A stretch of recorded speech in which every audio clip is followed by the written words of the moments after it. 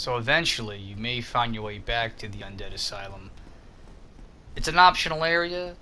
You can horse around in Firelink to make your way up here randomly, or if you know when you want to go back, you can. You can kind of do it whenever you want. This is being recorded at soul level 24, so it is possible to do it as early as getting to that parish elevator.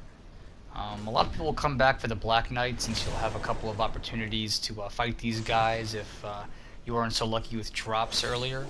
Maybe get even a chance for the Black Knight weapons that can drop, since they're very, very useful. Other things as well, you might have to come back here to contend with Oscar again to get that crest shield, which is a pretty good shield. That's one thing you can do in here. There's also, of course, the door that was locked previously, if you remember from the tutorial. You can come back and get this really useful ring, which, depending how far you are in the game, may or may not be useless at that point. Mainly, the peculiar doll will be the main treasure that you need in here. But you have to contend with the stray demon, of course, if you want to get that slab. Now, a lot of people have trouble with the stray demon. I'm using a bleed weapon here, and as you can see, most people learn the hard way that this fight has a very rude entrance. You could use fall control to kind of break your drop right there. I just kind of chanced it and got lucky that he wasn't paying enough attention to me so I could heal him. But once you're behind him, that's pretty much what you want to do, or where you want to be. The Asylum Demon is very weak to bleed, so you want to have some kind of bleed weapon. I'm using the scythe here just because it's got a nice reach, but look what I'm doing. I'm just kind of staying right on the ass end.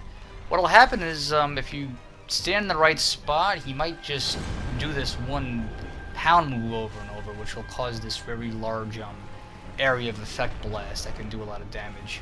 As you can see, I'm hitting him maybe once or twice and then kind of backing off, because you can get pretty close to that end of his butt without taking any physical damage, but don't be surprised by that blast. It's a little bit misleading with how that range is. You can actually get hit pretty good. So I would just tap a couple times and then peel off. I have a long weapon again, so it's a little bit easier for me to go in, take a few jabs, and back off. If you're using a katana or a shorter bleed weapon like the Morning Star or the what have you, you might have enough room for one jab before you have to roll, just because that blast can just kind of sneak up on you before you can roll away. It doesn't take much though.